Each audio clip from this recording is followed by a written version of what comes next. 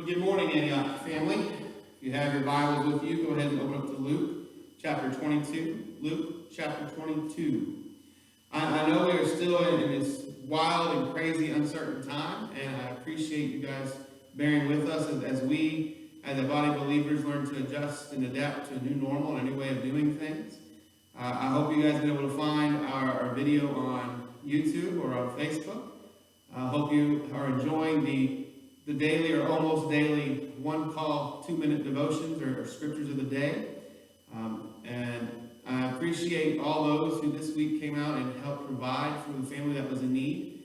That was well received, and they are very, very excited and blessed. And want to make sure that we share that they were very thankful for our body of believers here at Antioch. We are 3 weeks away from Easter. Believe it or not, it's almost here. This is not how we pictured spending our Easter time. This is not how we pictured it to be. But here we are in the midst of fighting a pandemic, in the midst of trying to make sure all of us are able to stay healthy and being able to combat anything that comes our way. Today we start a new series here at Antioch, one that was decided back in October, November, and finalized in December. One that, believe it or not, had the title of When Things Go Dark, which I find kind of funny that's the title I've got for this little series. But it's a true statement when we look at what kind of things happen around Easter. Easter in itself, or Resurrection Sunday, as I prefer to say it in most cases, it is a time that we celebrate the resurrection of Jesus. And we celebrate the point that his promise was there and his promise was fulfilled, and that after he raised from the dead, he was able to still walk amongst the people and share more good news and more great tidings. And it's that time of year where we have that hope. Resurrection Sunday is kind of the pivotal point to where we officially say, yes, spring is here and summer is not far away. Of course, these last couple of days we've had some beautiful weather. And I hope you all have been able to get out and enjoy it, whether it was taking care of a garden, doing some little chores around the house that you haven't got to for a while. But as long as you're out enjoying it, let the sun kind of just fill you up and make you feel better. I believe that God created the sun not just for the plants, but for his people as well. When we're out in the sun, we just become a happier group of people. So today we're going to be looking in at the accounts leading up to Jesus' crucifixion and what does that equal out for us? And a lot of us will look at it, but it's not really a dark time when it comes to this part. And I understand how that works because that's how we feel, because we have Jesus going and sharing the Passover meal with his disciples. We have been talking about what the things they need to do, and do this remember to me, talking about communion, and being willing to remember him constantly. We also have at that Last Supper a moment where he says, one of you is going to deny me. And then you have another moment where he says, one of you is going to betray me. And at that moment, I believe that the Last Supper became a moment of turmoil, a moment where chaos ensued, and a moment where things weren't going the way that everyone thought they would be. But at the end of it all, we read that they left from the upper room and they went into the Mount of Olives, or the Garden of Gethsemane, depending on which passage you use and which version you read. And as they were going, they were singing hymns and songs. So they had this meal that was a great opportunity to fellowship, to have fun, to be with each other. But they got a little tiff over the argument of things that happened. They got a little bit upset because Jesus washed the disciples' feet, but they worked it all out at the end, and they all went away happy. They all went away praising God for the things that they've been able to see and do and experience in the moments they had. And then we come into the garden, which is where our passage for the day kind of picks up. In Luke chapter 22, we'll be starting with verse 39. Luke records, Jesus went out as usual to the Mount of Olives, and his disciples followed him. On reaching the place, he said to them, "Pray that you will not fall into temptation." He withdrew about a stone's throw beyond them, knelt down and prayed, "Father, if you are willing, take this cup from me. Yet not my will, but yours be done." An angel from heaven appeared to him and strengthened him. And being in anguish, he prayed more earnestly, and his sweat was like drops of blood falling to the ground. When he rose from prayer and went back to his disciples, he found them asleep, exhausted from sorrow. "Why are you sleeping?" he asked them. "Get up and pray, so that you will not fall into temptation." While he was still speaking, a crowd came up, and the man who was called Judas, one of the 12, was leading them. He approached Jesus to kiss him, but Jesus asked him, "Judas, are you betraying the Son of Man with a kiss?" When Jesus' followers saw what was going to happen, they said, "Lord, should we strike with our swords?" And one of them struck the servant of the high priest, cutting off his right ear. But Jesus answered, "No more of this." And he touched the man's ear and healed him. Then Jesus said to the chief priests, the officers of the temple guard, and all the elders who had come for him, "Am I leading a rebellion that you have come with swords and clubs? Every day I was with you in the temple courts, and you did not lay a hand on me. But this is your hour when darkness reigns." Let's pray. Father God, we come before you. We ask, Lord, that the words that will be spoken will be words that you want us to hear, words that can help motivate us, words that can help encourage us to be able to go and do the things that you want us to do. And as we draw close to this time of the year where we remember the great sacrifice that you made of letting your Son come down and die on the cross for us, we ask that we look at that time and the reflection of it and the darkness that is there. And allow it to let us be reminded that even though there's darkness, you are always there. You are always with us. And you will always control the things that are happening. We thank you, Lord, for the gracious gift that you gave of your Son died on the cross, that we can be once again reunited with you as your children. And it's in his name we pray. Amen. So what we see in the garden is that everything seemed to be going okay up until you got to the garden. They left, that they were singing, and then they got there, they were tired, they were wore out, they were exhausted, as Luke said, from sorrow. They knew something was happening. They knew that the time was coming close, but yet they were still wanting to be together, and they still wanted to make sure that they could be wherever Jesus wanted them to be. They arrived at the garden, and as soon as they got to the garden, Jesus' first words was, "Hey, don't fall asleep. Instead, pray. Pray that you will not fall into temptation." And right then should be their sign that something was amiss, that something was wrong, that what they hoped they had more time for wasn't going to be the case. And Jesus went away just a stone's throw away, not very far from them. And he himself began to pray, and pray that God's will would be done, not necessarily what he wanted, but what God desired. Jesus himself was wore out. Jesus was tired. But yet, we read that an angel appears to Jesus and gives him strength. And Jesus starts praying even more earnestly. So much so that Luke describes it as sweat drops like blood fell to the ground. He was praying so hard and engaging with God in so many different ways that's how it came across, that blood was pouring from his sweat glands. And he gets up from his prayer and he goes and he finds his disciples doing what? He finds them sleeping. Sleeping again. Wake up! Why are you sleeping?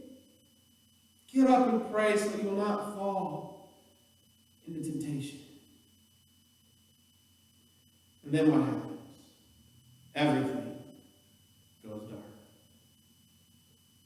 Jesus looks up after waking his disciples up, and here comes a big crowd of Judas, one of his own select disciples, leading the way. And he comes in, and he's ready to betray Jesus. He's ready to do so with a kiss, so they would know exactly who they were after. The other disciples wake up, they get defensive, like, we got our swords, let's do something. Jesus, let us defend you. And Jesus said, no.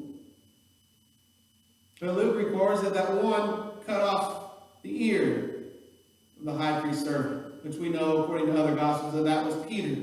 And Jesus, instead of worrying about all that, just reached down, picked up the ear, and put it back on and healed the man. Jesus starts to question them just a little bit. You have all this time. You've seen me all the time in the temples, out in the city. But you never laid a hand on me. You never did anything. Why not? And as we find out that this, as Jesus says, that this is your hour when darkness reigns. And that's what we find. We find that we are entering into a season that even though we celebrate and we're excited about the things that are happening, it's the hour where the darkness is starting. Satan thinks he's got his way. Satan believes that everything is in his control. He knows that Jesus is going to die, and he just waits and knows, I've got it. I've ruined God's plan. He wouldn't let me do it with Job. He wouldn't let me prove that he wasn't who he said he was. Now I've got it.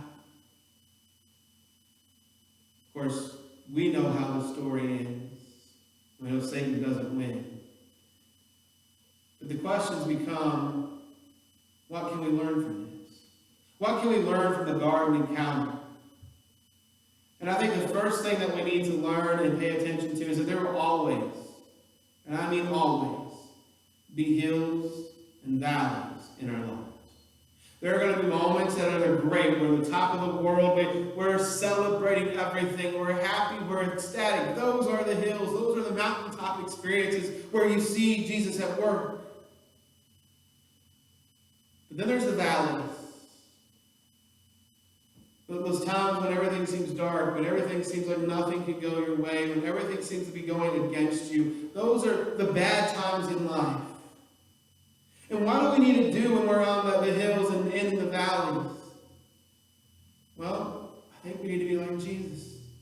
We need to pray. And we need to follow his commands. Because he said it twice. Once at the beginning and one towards the middle of our story today. And that is simply pray that you won't fall into temptation. We are in a time in which temptation is there. We are filled with uncertainty. We don't know what's going to happen. We don't know how long we're going to have to practice the social distancing or not being able to meet together. We don't know any of those details. And because we don't know those details, we kind of get a little edgy, a little concerned, a little worried.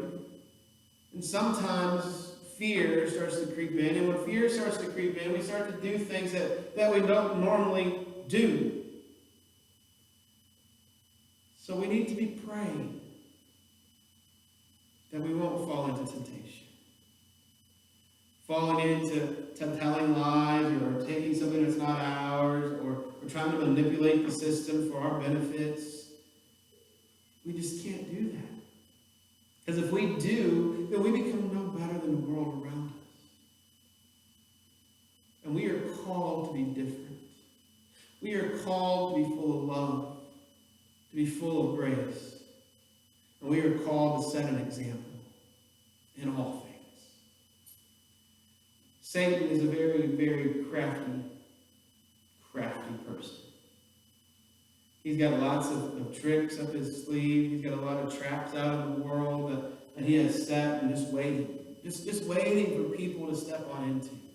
Maybe that trap is neighbors who are partying and you want to get mad and angry, so you start to badmouth your neighbors everywhere you go. Maybe, just maybe, you fought a battle with alcohol or drugs, and now you're like, I have nothing else. So that temptation is there going, it's right here. It makes you feel good. Satan likes to use all kinds of things. And maybe the biggest one that we might be facing within our families is the temptation of wanting to just get away. Sometimes it's not easy to be quarantined together in the same house, doing the same things day after day. But if we allow God to be the one that's in control of everything that we do, then we don't have to worry about it. Because God has set an example of how a family is supposed to work. Husbands are to love their wives like Christ loved the church. Wives are to serve their husbands out of respect and love just like God. Satan's got a lot of things up his sleeve, and we don't know what's going to come our way. We don't know what tomorrow holds, and we're never going to be guaranteed anything. But we can guarantee a few things. That if we ask God for guidance, He's going to give it. If we ask God to help us when we struggle, then He's going to be there. He's going to give us strength. I mean, if Jesus can go to God in the middle of this turmoil that He was in and say, Father, take this cup away, and then God sends an angel to Him to give Him strength, I think God can do that for us too. So when we think that we're weak and we think that we can't go on, God is there waiting for us to say, I need your help. When times get dark, we must go to the source of the light. For that source of light will cast out all darkness. It might not happen right away. It might take some time. But eventually the light that God shines will prevail. So when things get hard, you can't take them, or you're worried about falling into that temptation, pray hard. Pray with everything that you have. Maybe even and pray so earnestly and so hard like Jesus that sweat just starts to pour off of your pores. To where someone walks up beside you and they might say, man, are you okay? It looks like blood's just dripping out of your forehead. Then you'll know that your prayers are like Jesus's. But not only just the aspect of prayer, because prayer is the key of all things throughout this passage. We also have to make sure that we allow our prayers to become a spiritual workout. While we've been quarantined, we've been asked to try to stay healthy, to keep ourselves in proper hygiene, to eat well, to stay physically okay. But we also need to work on our spiritual aspect of things. Allow your prayers to help motivate you to keep going. Listen to the one calls that come out with your daily scripture readings or daily moments of encouragement, or the videos that I put out every once in a while to give you some devotional thoughts to help spur you on. Because it's important for us as a believer to be working out spiritually, to continue to develop and to learn and to know and go and do. When we have nothing left, that is when God will provide us everything we need. It's always been told, and I believe, I even say it myself quite a bit, that when people are going through a hard time and you want to help them, and we know that you can't help them unless they want to be helped. But it's been said that, they're not going to learn anything until they hit rock bottom. I'm a firm believer that happens. When you hit rock bottom, that's the moment that God says, see, I told you I would be with you. See, I told you I can provide you with the strength and the courage that you need to keep going. All you have to do is ask. So let's, as Christians, not get to the point where we say, God, I'm at my wit's end and I have to rock bottom. Let's keep from getting there. And go to God before anything happens. And pray that we will not fall in temptation. Pray that we will have the strength and the courage to endure. Pray that even though we are quarantined and we can't really go out and do what we want to do, that we can still find ways somehow to witness to other people about His love and His grace. So that's what the world needs the most today. Just because it goes dark, just because there doesn't seem to be anything going the way that you think it should have. Just because you have moments when you are struggling, that does not mean that you give up. None of it does. It doesn't mean that you stop praying. It doesn't mean that you stop reading God's Word. It doesn't mean that you stop doing good. It doesn't mean that you stop loving. What it means is that you are in darkness, but the light is around the corner. So because you're in that darkness, because you are pushing forward, because the world around us is falling apart, you keep moving forward. Don't look back. Don't worry about what you did yesterday, or how you totally messed it up, or how you fell and stumbled, or how Satan got you the one time yesterday or the day before. You keep moving forward. You keep pushing towards God. And one day, it's all going to end. One day, the turmoil that we are in, the chaos that we are ensuing, it will all come to an end. And until that moment, we must do what we have to do. We have to remain faithful to the very end. So let's put the pedal to the floor and keep going on God's path. Because even though that path might lead us into the dark valleys, we know that we don't have to fear. We don't need to fear evil at all, because as I've said earlier this week, or maybe last week, God's rod and his staff are there to comfort us in those moments where we feel like we're just going through it all. They're there to provide us guidance. They're there to pull us in the direction we need to go. They're there to say, you know what, you're not alone. Even though you might not think it, even though you might not feel it, you are not alone. God has promised that he will surely be with you to the very end of the age. And I can hear right now Cheryl Jones up here in the front saying, amen. And I can see Liz Wilson over here smiling and saying yes. And I can see William in the back starting to nod and going, all right, doing good. And I can see some of you sitting there going, okay, can I turn them off yet? See, those are the things that I love to see on Sunday mornings.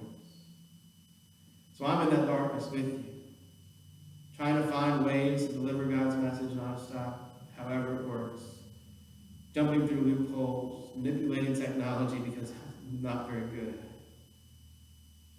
The one thing I know for sure is the darkness is not going to continue. The light is coming. The light will arrive, and it will arrive right when God wants it to. Brothers and sisters, I know there's a lot of fear out there, and I know there's a lot of us that think that the darkness is all over. But my prayer is that even through all this, you can see God at work, and your faith can be renewed, and your faith can grow. And for those of you that are out there that have never accepted Christ as your Lord and Savior, I believe and I pray through these times that you will see that you really do need Him.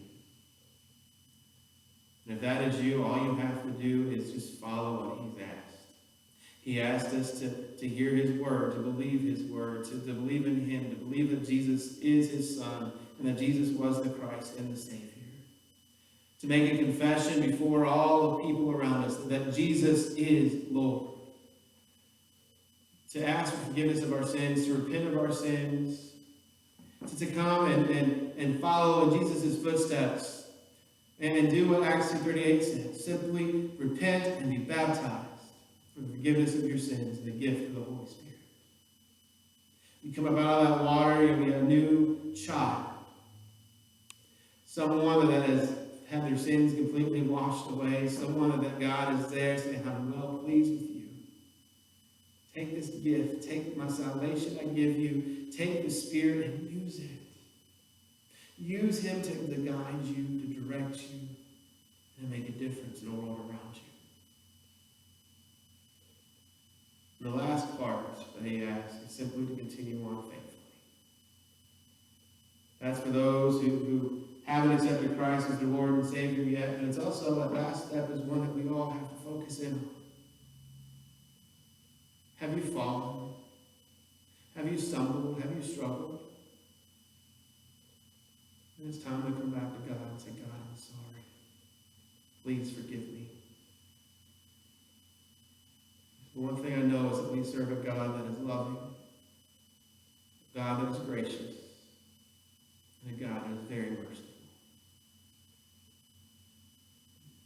request that if you have a decision to make, would you make it?